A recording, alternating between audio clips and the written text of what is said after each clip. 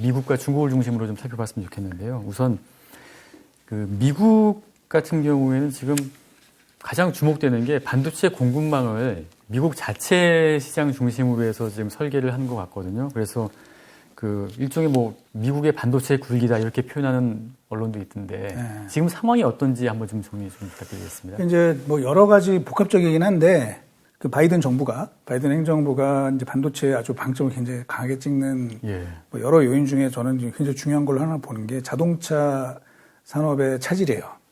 그러니까 연초부터 사실은 자동차 지금 생산이 미국에서 굉장히 좀 타격을 많이 받고 있는데 그 원인이 뭐냐? 그러니까 반도체가 지목이 된 거죠.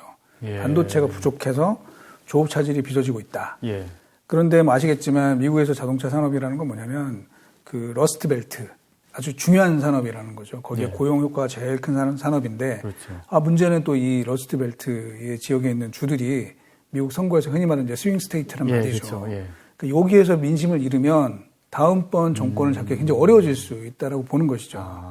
그래서 그 자동차 업체들이 이게 뭐 핑계인지 뭔지 모르지만 어쨌든 계속 반도체 부족을 계속 얘기를 하고 있고 그러면은 이거 안 되겠다. 그러면 미국 내에 우리가 뭐 여러 가지 그 반도체 지금 반도체가 또 중요하니까 자동차를 시점으로 해가지고 여러 분야의 그런 관련된 반도체를 공장을 우리가 직접 유지할 필요가 있지 않겠느냐. 지금까지 사실은 저는 반도체 산업은 사실 미국 거라고 봐요. 미국에서 만들어진 게 반도체고, 미국에서 그 산업화된 것도 사실 미국인데, 그 이후에 이제 미국은 이제 전략적으로 보면은 이거를 글로벌 분업화를 만든 거죠. 그래서 미국에는 흔히 말하는 이제 설계업체들 중심으로만. 팹리스 업체들. 팹리스 업체 중심으로 산업을 키우고, 제조는 한국과 대만이 맡고, 소재는 이제 독일과 일본, 이런 쪽에서 이제 맡고, 그런 방향을 키웠는데 이게 여러 가지 원인, 코로나, 그다음에 미중 갈등 이 이슈로 인해서 문제가 되니까 이제 자국 내에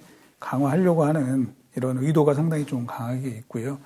그 선봉에 이제 인텔이 적극적으로 나서고 있는 상황이죠. 그럼 인텔이 보면은 지금 그 일단 파운드리 진출을 선언했지 않습니까? 그리고 뭐 다른 뭐 업체들도 좀 M&A 한다는 그런 뭐 뉴스도 나오고 있는데 인텔이 추구하는 게 뭡니까, 그러면? 원래 사실 이제 저희 어렸을 때, 저희 뭐 아주 한 20년 전, 뭐 30년 전, 뭐 이때는 인텔은 외계인들이 만든 회사다, 뭐 이런 얘기들이 있었어요. 저희도 항상 그렇게 생각했어요. 압도적으로. 뭐 감히 비교할 수 없을 그런 IT 업계의 정말 형님 중에 형님이었고, 이 회사가 만들어주는 로드맵에 따라서 다른 반도체 업체들이 뭐 심지어는 삼성전자도 마찬가지고 하이닉스도 마찬가지고 그거에 맞춰서 제품 개발을 하는 이런 상황이 벌어졌는데 어느 순간에 지금 인텔이 옛날의 인텔이 아닌 상황이 된 거죠. 그래서 그 이슈로 좀 말씀을 드리면은 사실은 한 2015년부터 좀 인텔이 제가 볼 때 휘청한 사건이 있었는데 그때 사실은 이제 인텔의 CEO였던 그 당시 CEO였던 이제 브라이언 크르자니치라는 분이 인텔도 이제 그 컴퓨터 CPU만 할 것이 아니라 우리도 새로운 도전을 해야 된다 이제 이러면서 뭐 예를 들면 모비라이라고 하는 자율주행 칩 업체를 인수를 하고요. 그다음에 이제 다른 반도체 쪽에도 계속 투자를 하면서 M&A를 많이 확대를 했습니다.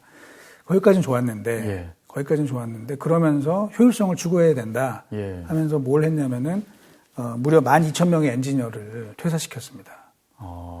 그 12,000명이면 그 당시에 인텔의 그 종업원 수가 11만 명이었기 때문에 약 11% 정도가 퇴사를 하게 됐고요. 그러면 그 사람들이 인텔을 나와서 어디를 갔을까요? 다 경쟁사를 간 겁니다. 지금 오늘날의 엔비디아, AMD, 뭐 브로드컴, 퀄컴, TSMC 뭐 이렇게 흘러가게 된 것이고요. 그러다 보니까 그 회사들이 오히려 좀 더 실력이 좀 탄탄해지는 일이 있었고 인텔은 그 이후로 조금 계속 좀 내리막을 걷는 그런 사건이 벌어졌습니다. 그래서 그 와중에 이제 다시 인텔이 CEO가 교체가 여러 번 있었고요. 이제 최근에 그 CEO로 이제 지목이 된 그 패트릭 겔싱어, 이제 팻 겔싱어라고 하는데 이분은 이제 전통적인 아주 그 엔지니어 출신이에요. 그래서 다시 과거의 그 인텔의 반도체로서의 지존의 위치를 회복을 해야 되겠다. 그러면서 이제 제조 경쟁력 강화를 위해서 이제 파운드리도 그럼 인텔이 맡아서 왜냐면 미국에 이제 반도체를 제조할 수 있는 회사라고 해봐야 인텔하고 마이크론 뭐 이 정도가 있으니까 우리가 선봉에 나서겠다라고 얘기를 하면서 바이든의 이제 고위 그 행정부 이 고위급들을 접촉을 하고 있고요. 예. 그러면서 우리가 대신에 이제 그 공장을 짓고 생산 시설을 강화할 테니 정부에서는 보조금을 좀 지원해 달라. 뭐 이런 로비를 굉장히 적극적으로 하고 있는 것으로 전해지고 있습니다. 미국 정부에서도 보니까 뭐 세제 혜택도 많이 주고, 네. 그 방금 말씀하셨던 보조금도 주고, 뭐 다른 또 자금 지원도 하고 뭐 이런 내용이 있는 것 같은데, 그게 그렇다면은 인텔이 그런 지원을 등에 업으면은 지금 이제 새로 진출을 선언한 파운드리 같은 경우에서는 단기간 내에 그 경쟁력을 좀 갖출 수 있을 거라고 좀 보세요? 일단 이제 단기간이라는 말은 좀 사실 쉽진 않고요. 예. 반도체라는 거는 더 길게 보고 하는 거니까. 그리고 아까 말씀드린 것처럼 제가 좀 설명 중에 한 5, 6년 전에 무려 10,000명 이상의 그 중요한 엔지니어들이 회사를 떠났다고 말씀을 드렸는데 이게 이제 꼭 인텔뿐만 아니라 어느 회사건 그 인원 조정을 할 때 보면요. 회사 입장에서는 이 사람들이 좀 남아있었으면 좋겠다 하는 사람들이 먼저 나간단 말이죠. 네, 오히려 능력이 있는 이런 사람들이. 그래서 그 당시에 사실 이제 굉장히 잘하는 그 실력 있는 엔지니어들이 많이 나갔어요, 회사를. 그래서 기본적으로 과거의 인텔은 아니다. 그래서, 뭐 인텔을 제가 무시하는 것은 아니지만, 그 과거의 영광을 그렇게 단기간 내에 어떤 의미 있게 개선되는 결과를 보여주기가 만만치는 않을 것이다. 그렇게 좀 전망을 하고 있습니다. 미국이 이렇게 반도체 자체 공급망 구축에 이제 주력하는 게 아까 말씀하셨듯이 기존에 이제 러스트벨트 이쪽을 좀 살리기 위한 이런 것도 있겠지만은 또 한 측면으로는 중국을 견제하기 위한 것도 있다고 하셨잖아요. 그런데 지금 일단 뭐 저희한테 알려진 거는 중국을 견제하기 위해서 뭐 반도체 중요 장비가 이제 중국으로 흘러들어가는 걸 차단했다. 뭐 이런 뉴스도 있거든요. 그런 측면들이 어느 정도 좀 효과가 있을까요? 이제 지금은 사실은 ASML의 EUV 장비 이제 이게 아주 이제 굉장히 중요한 그 이슈긴 한데 일단은 현재 그쪽을 좀 틀어막고 있는 상황이죠. 그러니까 첨단 기술만 좀 막고 있는 건데 왜냐하면 아직은 미국하고 중국이 이제 완전히 분리가 되기가 어렵습니다. 모든 산업에 걸쳐가지고 워낙 긴밀하게 서로 얽혀있는 게 많기 때문에.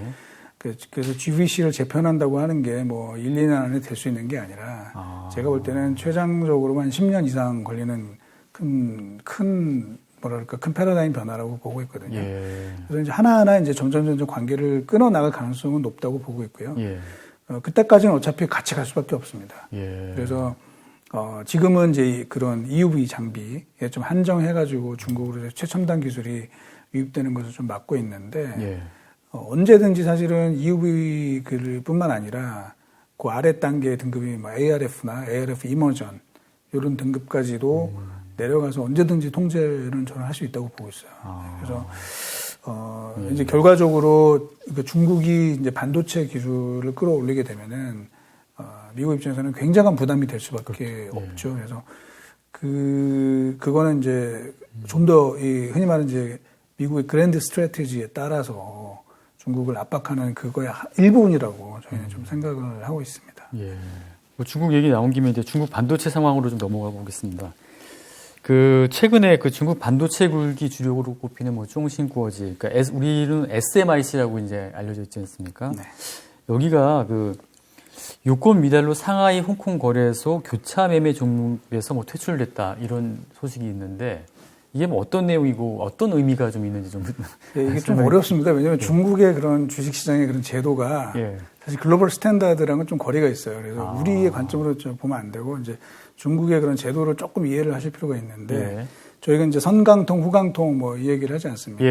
그 외국인들이 중국 주식에 투자를 하기 위해서 예를 들면 선강통은 이제 선전 시장에 있는 주식들, 후강통은 상하이에 있는 주식들인데 상하이에 있는 그 주식들을 홍콩에서 매매할 수 있게 그렇게 만들어 놓은 걸 저희가 후강통이라고 얘기를 하죠.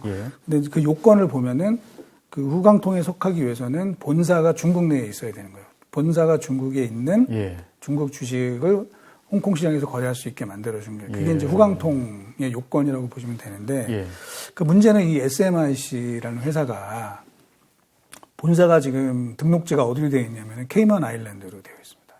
케이먼 페이퍼 컴퍼니를 또 만들어서 네, 거기가 본사 주소지로 등록이 되어 있어요. 예. 그 사실은 기본적으로 그 후광통 요건에 해당이 안 되는 거죠. 그러네요. 네. 후광통은 본사가 중국에 있는 회사를 홍콩에서 거래할 수 있게끔 만들어준 건데 예. 본사가 케이먼 제도로 되어 있단 말이에요. 그래서 기본적으로 후광통에 들어가 있지가 않은데, 예. 근데 문제는 이 후광통 지수에 이게 편입이 돼 있었던 거예요. 예. SMIC가. 예. 그래서 이게 안 맞는 거죠. 기본적으로. 그 이유는 저희가 그 과거에 왜 그럼 거기에 들어갔는지는 저희가 오늘 찾다가 지금 답은 안 나온 상황인데 어쨌든 좀 잘못되어 있는 상황이었어요. 그래서 그거를 바로 잡고자 후광통에 안 들어가 있기 때문에 후광통 지수에서 제외한다. 그럼 홍콩 증시에서도 이제 빠지겠네요? 그거는 이제 아직은 일부 그런 분석 기사가 있기는 한데, 그러니까 이 SMIC 같은 경우에는 홍콩하고 상하이 증시에 원래 동시 상장을 했었거든요. 동시 상장을 했었기 때문에 그거는 그렇게까지 해석하기에는 제가 볼 때는 조금 많이 나간 해석이 아닌가 좀 생각이 들고요. 다만 최근에 이제 중국 정부가 계속해서 이 해외에 상장했던 그렇죠. 그런 회사들에 대해서 워낙 제재를 많이 하니까 이거 또 그런 거 일환이 아닐까라는 이제 우려감도 좀 있는 건 사실입니다. 그래서 그러다 보니까 저는 제가 볼 때는 그냥 이거 단순하게 요걸 조정하는 과정이라고 저는 생각을 하고 있는데 일단 주가는 좀 충격을 많이 받았죠. 일단 지수에서 빠지기 때문에 그걸 추종하는 그런 펀드에서는 이제 당연히 그만큼 주식을 덜어낼 수밖에 없고 그다음에 결과적으로 이렇게 되다 보니까 원래 그 많은 쪽에서 예상을 했던 거는 중국 정부가 이 제재를 하는 중국 기업들은 알리바바나 디디추신 같은 데이터를 만지는 업체들 아니면 교육 업체들 이렇게 생각을 했었고 다음으로는 의료 관련된 업체들 이렇게 했었는데 의외로 이제 반도체 업체가 거기에 들어오게 되다 보니까 어저께 중국의 반도체 관련주들이 또 다 좀 많이 빠졌습니다. 그 SMIC는 그 전날부터 빠지기 시작해가지고 한 이틀 동안 한 8% 정도 하락을 했고요. 그거 이외에 사실 이거는 별로 관계가 없는 중국의 다른 반도체 업체들도 주가가 한 3, 4%씩 다 이렇게 좀 조정을 받는 그런 일이 좀 벌어졌습니다. 네, 근데 이제 이거를 가지고 정말 SMIC를 또 제재하기 위한 무슨 그런 조치냐 이렇게 해석하기에는 사실은 근거는 없어 보입니다. SMIC 같은 경우는 중국 반도체 굴기의 주력 아닙니까? 맞습니다. 여기를 죽이면은 그렇죠. 반도체 산업 자체가 굉장히 좀 타격을 받을 것 같은데. 오히려 이 중국 반도체 회사들에 대한 중국 정부의 지원은 제가 볼 때는 더 강화될 가능성이 높다고 보고 있습니다. 자, 그러면 또 하나 좀 얼마 전에 나온 뉴스인데 이미 그 칭화윤이라고 할 때 반도체 굴기, 중국 반도체 굴기의 상징인데 그 디폴트 선언하고 파산 절차에 들어갔잖아요. 그렇다면은 기존의 이 회사를 키우기 위해서 반도체 핵심으로 키우기 위해서 그 많은 지원을 갖다가 쭉 했었는데 이게 이제 파산 절차를 했다는 건 어떤 의미로 좀 보면 될까요? 일단 중국은 반도체 굴기를 내세우면서 사실은 좀 손쉬운 방법을 생각을 했어요. 처음에. 뭐냐면 돈으로 해결하고 싶었다. 그 뭐냐면은 그 돈이라는 거는 가장 쉽게 할 수 있는 건 M&A죠. 그래서 원래 칭화윤이가 2015년도에 반도체 굴기가 좀 현실화되면서 사실 그 전에 그 이제 몇몇 그 미국의 IT 업체들을 인수를 한 바가 있습니다. 칭화윤이가. 그러면서 2015년도에 지금도 저는 이제 그 기억이 생생한데 미국의 마이크론을 인수하겠다. 라고 발표를 했었습니다. 칭화윤이가. 이제 그 당시에 그 미국 마이크론 상황이 이렇게 좋지는 않았었거든요. 그래서 투자금도 필요하고 이런 상황이 다운턴에 있었고, 그래서 마이크론 인수하겠다 얘기를 했었는데, 이제 마이크론에서 당연히 말도 안 되는 얘기하지 마라. 이제 이렇게 해서 좀 수그러들었는데, 불과 몇 달 뒤에 그 다음에는 웨스턴 디지털을 인수하겠다. 이렇게 나오면서 계속 그 정말 대규모 M&A에 대한 의지를 강력히 얘기를 했었는데 그건 다 안 됐죠. 왜냐하면 미국이 그걸 허락할 리가 없죠. 그래서 다 안 되면서 결국에는 이제 보조금을 계속 사실 그 전부터도 보조금이 계속 있었는데 보조금에 의해서 그 투자를 하고 장비를 사고 이제 이런 일들을 계속 하게 됐는데요. 결국은 이제 보조금에 워낙 익숙해지다 보니까 자체 경쟁력이 쉽게 못 올라가는 거죠. 이게 어느 산업이나 다 그렇거든요. 예. 어느 산업이나 보조금에 의지하는 산업은 사실은 기본적인 경쟁력은 사실은 쌓기가 좀 어려운 게 많죠. 그러면서 결국은 땅 파고 공장을 지어놓고 장비를 갖다 사다 놓으면 예. 반도체가 만들어질 줄 알았는데 예. 그게 잘 안 되는 것이었던 것이죠. 그래서 거기 좀 한계, 결국은 이거는 계속 갈 수는 없는 것이고 이제 그 한계의 일부가 온 것이고요. 또 하나 이제 이건 개인적인 의견인데 중국 현재 반도체 산업에는 이건희가 없고요. 그리고 모리스 창이 없습니다. 네. 그래서 사실 한국의 반도체 산업 그리고 대만의 반도체 산업을 여기까지 끌어올린 그 장본인들은 제가 볼 때는 뭐 다른 분들도 뭐 중요한 역할을 했지만 네. 이 두 분이 한국의 이건희 그리고 대만의 모리스 창이 지금 이거를 만들었다고 보는데 예. 그런 분들이 보이지가 않습니다. 중국에는. 그래서 그런 게 큰 영향을 주지 않았나 생각을 하고 있습니다. 그 칭화유니 같은 경우에는 원래 주력을 어떤 쪽으로 했었습니까? 타겟을 메모리, 비메모리 중에서. 그러니까 원래는 이제 메모리로 타겟을 잡았었고요. 네. 잡았었다가 그 다음에 뭐 비메모리 쪽 그 회사들 설계업체들입니다. 예, 예. 저 설계업체를 중심으로 계속 좀 인수를 좀 하면서 관련된 기술을 확보했다가 예. 그 다음에 이제 그게 잘 안 되니까 중국에 이제 또 다른 그 낸드 플래시를 하고 있는 이제 YMTC라는 회사가 예. 있거든요. 이제 거기를 인수를 해서 예. 지금은 좀 이렇게 합쳐서 가는 그림이 나왔는데 예. 결국은 이번에 어쨌든 일부 자금난에 부딪히면서 예. 조금 어려운 상황을 좀 맞고 있는 것입니다. 네. 그럼 지금 일단은 미국도 자체 공급망 쪽으로 주력을 하고 있고 중국 역시 이제 그런 상황이다 보니까 자체적으로 반도체 공급망을 구축하려고 하고 있는데 이게 어떻게 보면 이제 제2의 반도체 굴기를 표방을 했다고 좀 볼 수 있지 않습니까? 네네. 그래서 이런 차원에서 중국의 그 제2의 반도체 굴기의 전략은 어떤 전략으로 좀 볼 수 있을까요? 굉장히 중요한 질문이신데 결국은 2015년도부터 2020년까지는 결국은 손쉽게 M&A 예. 방점을 두고선 이제 준비를 했었는데 예. 그게 계속 블럭을 당하니까 예. 결국에는 이제 안 되겠다. 예. 그럼 우리 자체적으로 능력을 키워야 되겠다는 쪽으로 좀 가면서 제가 볼 때는 그러니까 기본적으로는 그 반도체 장비 예. 쪽에 상당한 그 지원을 해줄 가능성이 높다라고 생각이 됩니다. 그래서 예. 중국의 반도체 장비 업체들이 예. 상당히 좀 중국 정부로부터 상당한 지원을 받게 될 가능성이 매우 높다고 보고 있습니다. 예. 자, 그러면 이제 우리 투자자분들 생각하시기에 그러면 중국의 반도체 장비 업체를 사면 되겠네. 뭐 이 생각을 하시겠죠. 예. 예. 뭐 기본적으로는 맞는데 예. 이게 만만치가 않습니다. 왜냐하면 중국의 그 대표적인 반도체 장비 업체 큰 데가 두 개가 있어요. 상생되는 회사가. 뭐 나우라 테크놀로지라는 회사가 있고 예. AMEC이라는 회사가 있습니다. AMEC라는 회사가 있는데 둘 다 상하이에 상장된 건가요? 예. 근데 이 회사들이 이미 시가총액이 예. 예를 들면 나우라 테크놀로지 같은 250억 달러, 한 30조 가까이 되고요. 와, 엄청 이명이 올랐네요. 예, AMEC 같은 회사도 160억 달러니까 거의 예. 한 20조 20조 정도가 돼요. 근데 이 회사들의 매출액을 보면은 그 나우라 같은 경우는 한 12억 달러, AMEC은 한 5억 달러이기 때문에 저희가 이제 뭐 아직 이 회사들은 PR을 얘기할 수 있는 상황은 아니고 이제 PSR, 매출액 대비 시가총액이 얼마냐 이걸 보면은 나우라는 20배, AMEC은 30배 정도 돼요. 예. 참고로 이제 우리나라 반도체 장비 업체들은 이게 몇 배일까요? 이게 2배거든요. 그래서 좋아집니다. 예, 중국의 반도체 장비 회사들 제가 볼 때는 많은 지원을 받고 예. 점점 뭐 성장할 걸로 보고 있는데 과연 이게 그러면 지금 투자해도 되는 가격이냐 그거에 대해서 제가 뭐라고 말씀 못 드릴 것 같아요. 이미 워낙 많이 투자가 되고 고평가가 돼 있네요. 네네. 예. 알겠습니다.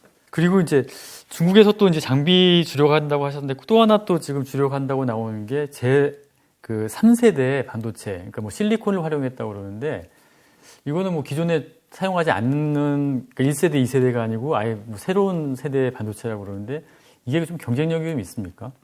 실리콘 카바이드 반도체가 주로 어디에 쓰이는지를 저희가 좀 생각을 해봐야 되는데요. 예. 실리콘 카바이드 반도체는 이게 굉장히 단단한 물질이에요. 실리콘 카바이드가. 예. 전 세계에서 다이아몬드 다음으로 딱딱한 게 이제 실리콘 카바이드거든요. 그래서 이게 이제 단단한 것뿐만 아니라 내구성이 굉장히 좋을 수밖에 없습니다. 그 반도체를 만들 경우에는.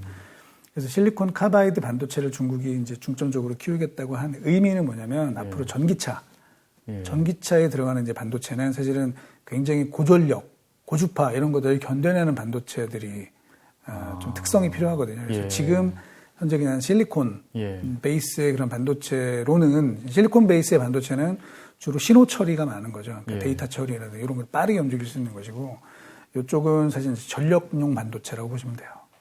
그러니까 전기차를 타겟으로 한 그런 포석이다라고 보시면 되고 그쪽은 사실은 그러니까 미국도 별로 그렇게 강하지가 않고 뭐 주로 일본이나 독일 업체들이 좀 강한데 거기서 중국이 좀 앞으로 전기차 시장을 타겟으로 해서 좀 주도권을 쥐겠다 이런 의미라고 이해하시면 되지 않을까 생각합니다. 그렇겠군요. 그러니까 미국이 거기에 대해서는 아직 제재는 안 하고 있으니까. 그러니까 이제 미국이 제일 신경 쓰는 거는 결국은 그 인공지능과 관련된 뭐 데이터 뭐 이런 파트잖아요.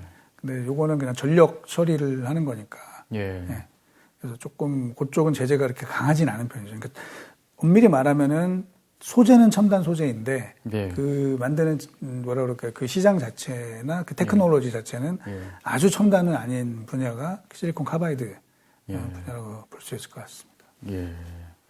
일단 뭐 다양한 분야에서 지금 중국이 나름대로는 좀 플랜을 세워가지고서 한 장기적으로 한 뭐 그 리커창 총리가 얘기했듯이 뭐 한 칼 하나를 뭐 10년 동안 가는 심정으로 그렇게 하겠다고 했는데, 근데 이런 과정에서 1차 반도체 굴기에서 실패했지만은 그래도 2차에서는 좀 나름대로 자립에 성공하려면은 그 센터장님 보시기에는 그래도 가장 관건으로 좀 꼽을 수 있는 요인이 뭐가 좀 있을까요? 기본적으로 반도체에서 기본 경쟁을 갖추려면 기술력인데요. 그게 사실은 이제 저희가 중국이 2015년도에 반도체 굴기를 한다, 뭐 마이크론을 인수한다, 뭐 이런 이야기가 나왔을 때 굉장히 회의적으로 봤어요. 이게 쉽지가 않을 것이다. 왜냐하면 아까도 말씀드린 것처럼 반도체 산업은요. 지금 우리나라랑 뭐 대만이 잘하고는 있지만 반도체 산업의 전체적인 이 설계를 한 나라는 미국입니다. 미국이 전체를 다 관장을 하고 있고 사실은 반도체를 잘하기 위해서는 이제 제일 중요한 게 이제 장비라고 많이들 얘기를 하잖아요. 그래서 최첨단 장비 같은 경우는 여전히 이제 미국 업체들이 또는 미국의 기술을 활용한 그 네덜란드 ASML 같은 이런 회사들이 아주 중요한 포인트, 이제 저희 용어로는 초크 포인트를 다 잡고 있고요. 특히 반도체라는 게 이제 회로거든요, 회로. 전자 회로인데 그 회로 설계를 해야 되는데 특히 이제 설계를 하는 그 소프트웨어가 있습니다. 그 소프트웨어 같은 경우도 결국 미국과 유럽이 거의 모든 걸 다 잡고 있습니다. 실제로 이제 반도체 장비 시장을 보면은 미국, 일본, 유럽이 시장 점유율 92%를 차지하고 있고 반도체 설계 소프트웨어 같은 경우는 미국과 유럽이 뭐 한 97% 시장 점유율을 가지고 있다고 보시면 됩니다. 그러면 이제 거기를 뭐 만에 하나 거기를 미국이 통제를 해서 중국의 반도체 설계 소프트웨어를 공급을 안 한다. 또는 아주 중요한 장비를 공급을 안 한다. 이렇게 되면은 만만치 않을 것 같습니다. 중국의 저력도 저희가 뭐 무시할 수 없는 그런 저력이 있는 국가이긴 하지만 반도체에서만큼은 그 중국의 뜻대로 세계적인 경쟁력을 얻어내기는 쉽지가 않습니다. 즉 미국의 동맹에 들어가지 않는 상태에서 그렇게 올라가기란 매우 어려울 것으로 지금 판단을 하고 있습니다. 과거에 미국이 일본을 견제해주면서 우리나라가 반도체 시장이 급성장했잖아요. 이런 미중 간의 이런 미묘한 상황에서 우리나라 업체들 같은 경우는 어떤 전략을 좀 취해야 될까요? 우리의 입장에서 어떤 게 가장 우리 국익에 도움이 될 건지, 또 우리 기업들이 어떻게 하는 게 가장 좋을 건지를 생각을 하시면 되는데, 이렇게 보겠습니다. 중국이 반도체 굴기가 되면 우리한테 좋을까요? 나쁠까요? 안 좋을 것 같은데. 당연히 네거티브입니다. 왜냐하면 굉장히 강력한 경쟁자가 생기는 거기 때문에.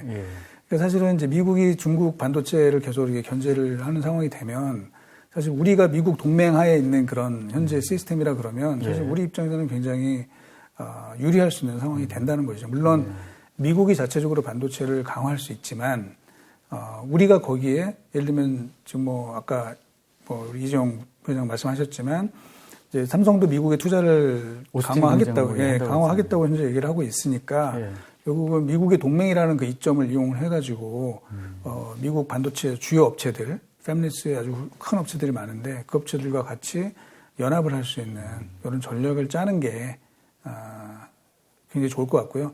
또 미국과 중국이 계속 갈등을 하면서 반도체 분야에서는 미국이 중국의 반도체 굴기를 막아주면 우리 입장에서 나쁘지 않고요. 설령 우리가 그렇게 한다 그래서 중국이 과연 그러면 한국 반도체를 안 살 것이냐? 전혀 그렇지 않습니다. 한국과 대만이 아니고서는 예. 중국도 반도체 물량을 조달하기가 굉장히 어렵고요. 그렇죠. 중국의 전체 사실 수입에서 보시면 중국이 반도체 수입액이 아마 올해 기준으로 보면 석유 수입액이 한 2배 정도 될 것 같습니다. 그만큼 중국 입장에서도 반도체를 조달하지 못하면 중국 경제마저도 예. 또 흔들릴 것이기 때문에 예. 우리가 뭐 중국이 대국이라 그래서 거기에 뭐 약세를 취한다든지 뭐 이러지 않았으면 좋겠고요. 예. 저희는 뭐 우리의 기술을 믿고 또 이런 뭐 국제적인 동맹 관계 뭐 이런 예. 것들을 잘 활용을 해가지고 뭐 계속 기술 개발에 주력을 하면서 예. 집중을 하면은 결국은 그 결과가 나오지 않을까 그렇게 생각을 하고 있습니다. 예. 마지막으로 뭐 혹시 반도체 관련해서 이 말씀 꼭 하고 싶다 얘기가 있으면 마지막으로. 그러니까 이제 어저께 보고서에 저희가 어떤 내용 좀 요약을 드리면은 네. 좀 약간 겁나는 그런 제목을 그 투자자한테 쓴 보고서 때문에 사실 조금 이제 충격을 좀 받았고 그랬는데요. 사실은 주가상으로 보면은 연초부터 계속 하락세를 보이고 있었습니다. 삼성전자 같은 1월달 고점을 찍고 이제 오랫동안 시장 대비해서 언더퍼폼을 해왔기 때문에 제가 볼 때는 상당 부분의 그 내년도 상반기 업황 둔화 가능성 주가에 반영이 돼 있는 상황이고요.